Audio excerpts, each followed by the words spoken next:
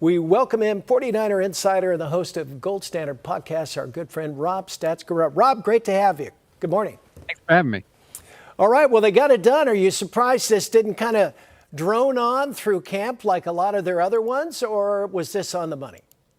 Well, I'm surprised, yes. I don't know if the 49ers front office got replaced with pod people, but this is a different sort of procedure than they have gone through with some of their biggest stars. And this is the biggest contract the team has ever done. And I think it's because Brock Purdy did not want to flex all the muscle that he could have. He did not want to use all the leverage that he had to get the highest deal possible. So what you're left with is a reasonable deal for both sides. Imagine that. Yeah, imagine that. $265 million, $181 million. Brock Purdy is guaranteed money. Are you surprised? Let's just put it this way. We've got a list of quarterbacks and what they're making. We saw earlier. Prescott's at $60 million. Then you got Burrow, Allen, and Love and Lawrence at $55 million. Did the Niners do the right thing? Is Brock Purdy worth that kind of dough? Or are these guys worth that kind of dough?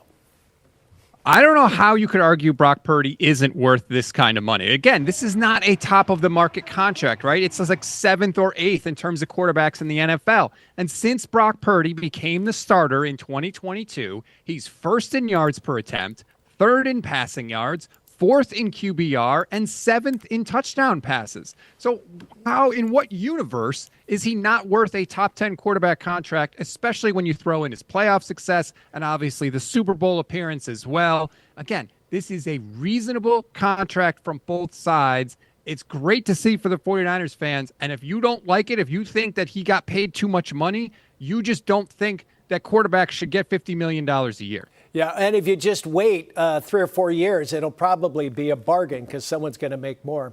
How will Purdy's salary affect the Niners' ability to sign and pay the rest of their players moving forward?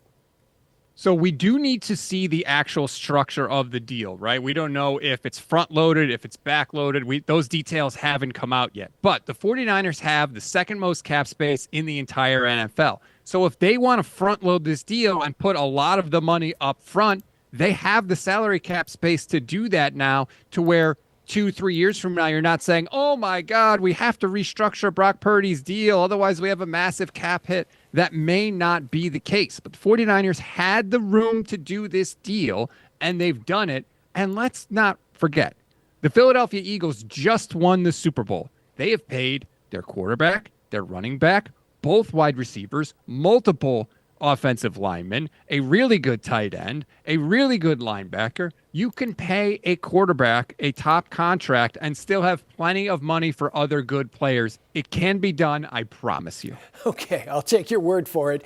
Well, the schedule came out this week, and play to last place schedule has its advantages. When Tampa and Houston are your toughest out-of-division foes, that's a good thing. This looks promising next year, don't you think?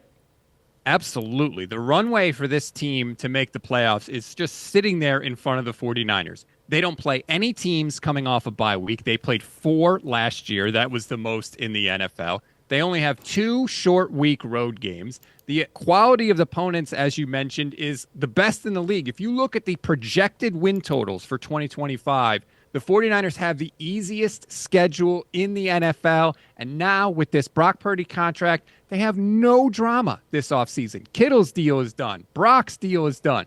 Maybe they can get a deal done with Fred Warner, but even if not, he has 2 years left on his contract. It is all about football for the Niners this year, and the path for them to get back to the playoffs is absolutely sitting in front of them. How about the bye week? The last several years, it's been kind of right in the middle. This one, I think it's in December. Is that a little too late? Week 14 is the latest week any team can have a bye in the NFL. It's the latest the 49ers have ever had a bye in the NFL. It's not ideal. Ideally, you want it right in the middle of the season. But one thing that kind of works in the 49ers' favor, with 11 rookies drafted, and they're going to be depending on those rookies a lot to play this year, that's right around when those guys would be hitting that rookie wall. So maybe you can give them sort of a refresher late in the season, because they are going to be depending on a lot of young players in 2025. All right, training camp 67 days away. You ready? Anytime you give me the number like that, I love it. Thank you. I know it's mid-May. It's a couple of months, and we're talking football. They're back in camp, and I think the rookies are only 60 days away. So there you go, Rob. 2 months, and you're back at it. Good. I need it. Pump it to my veins. All right. Tell us how we find your podcast, Rob. Just search Gold Standard 49ers on YouTube or anywhere you get your audio podcasts. We pop right up. I promise you, if you give us a chance, you will like what you see. And we agree. You're the best. Thanks for joining us early this morning, and we will chat again soon, my friend. All the best. Thanks for having me. All right. Rob Guerrera, the man.